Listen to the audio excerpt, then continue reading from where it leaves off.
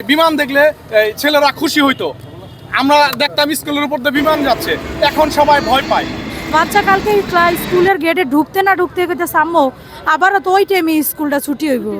আমি যখন যাব তখনই তো আমার বুকটা ভেঙে যাবে, এবং এত অনিয়ম দুর্নীতির এই স্কুলে আমি আমার ছেলেকে রাখবো। বিমান দুর্ঘটনার পর কেটে গেছে কয়েক সপ্তাহ। 6 আগস্ট থেকে মাইলস্টোন স্কুল অ্যান্ড কলেজে ক্লাস শুরু হয়েছে।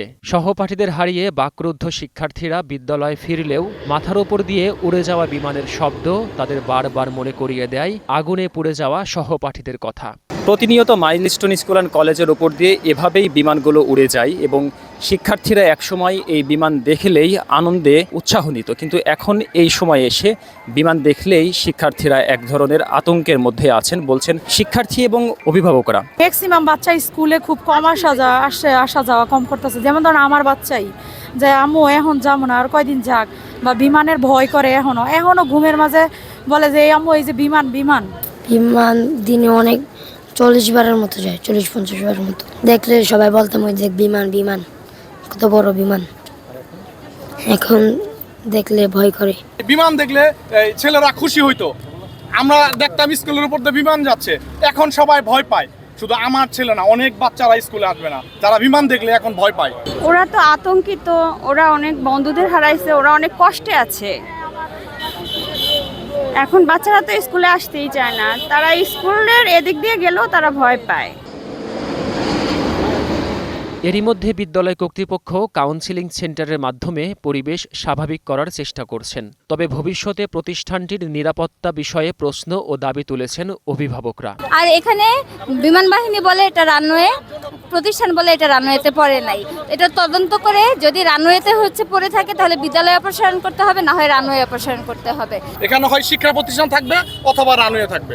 বিমান বাহিনীর প্রশিক্ষণ ব্যবস্থা জনহীন জায়গায় করতে হবে। স্কুলের সিসিটিভির ফুটেজ আমাদেরকে দেখাতে হবে। এটা লুকানো হয়েছে, কারণ প্রত্যেকটা শ্রেণীতে সিসি ফুটেজ আছে, এটা লুকানো হয়েছে, এটা কোনো মিডিয়াতে আসেনি। মাইলস্টোন সহ সারা দেশে চলমান কোচিং ক্লাস বন্ধের দাবি জানিয়েছেন অভিভাবকরা। কোচিংয়ে অংশ নেওয়ার জন্য বাধ্য করার বিষয়েও অভিযোগ উঠে এসেছে।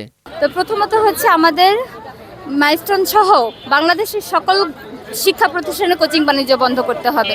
কোচিং বাণিজ্য করা যাবে না বাচ্চাদেরকে নিয়ে। কোচিংয়ে চাপ দেওয়া হচ্ছে, যদি মনে করেন কোচিং না করানো হয়, যদি স্টুডেন্ট যদি কোচিং না করে তাদেরকে ফেল করানো হবে। সো এই বিষয়টা আমরা জানতে পারছি, আমাদের শিক্ষকরা বলছে। সো আমাদের স্টুডেন্টরা, বন্ধু বান্ধবরাও 5 থেকে 10 জনের বন্ধু বান্ধব এই কথাটা বলছে। স্কুল থেকে আমাকে ফোন দেওয়া হতো, প্রত্যেক গার্ডিয়ানকে ফোন দেওয়া হতো, এবং ছাত্রদের দিয়ে বাসায় চাপ দেওয়া হতো। স্কুলে যদি আমি কোচিং না করাই, আমার ছেলেকে মেগা সিটিতে পাঠানোর হুমকি দেওয়া হতো। উনারই আর একটা প্রতিষ্ঠান মেগা সিটি, এখানে আরো 3 গুণ 4 গুণ কস্ট। 2 জন টিচারকে অপসারণ করতে হবে, খাদিজা মিস আর Kanak sir. Khadija miss coaching ব্যবসার মূল হোতা, আর কনক স্যার আমাদের গার্ডিয়ানের উপর হাত তুলছে। আর আমাদের ক্ষতিপূরণ যদিও সম্ভব না, বাট সরকারকে এবং মাইলস্টোনকে আলাদা আলাদা জরিমানা দিতে হবে। দুর্ঘটনার পর থেকে পরিবারগুলোকে ঘিরে ধরেছে অজানা ভীতি। তাদের বারবার মনে পড়ে ভয়াল সেই দিনের কথা। আমাদের বাসার পাশে এক ফ্যামিলিতেই 3 জন মারা গেছে। ওই যে উমায়ের বাপ্পি আর আরিয়ান, তাদের তো আমরা দেখি একসাথে জোহরের নামাজের পরে ওই যে সোমবার কবর দিল।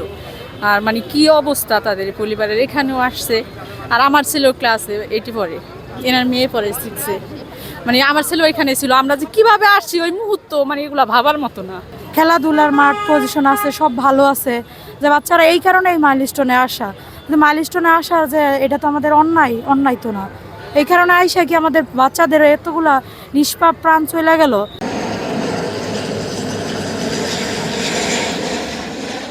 শিক্ষার্থীদের অভিভাবকরা দাবি করছেন খুব দ্রুত সময়ের মধ্যে যেন এই বিদ্যালয়ের ঘটনার সুষ্ঠু তদন্ত এবং সিসিটিভির ফুটেজ প্রকাশ করা হয়, এবং সেই সাথে যে কোচিং বাণিজ্যের যে অভিযোগ করেছেন সেই কোচিং বাণিজ্যের ব্যাপারে যেন পদক্ষেপ গ্রহণ করা হয়, তাহলে প্রতিষ্ঠানে শিক্ষার পরিবেশ ফিরে আসবে, এমনটি মনে করছেন অভিভাবকরা। আব্দুল কাদের নাহিদ, 21 টেলিভিশন, ঢাকা।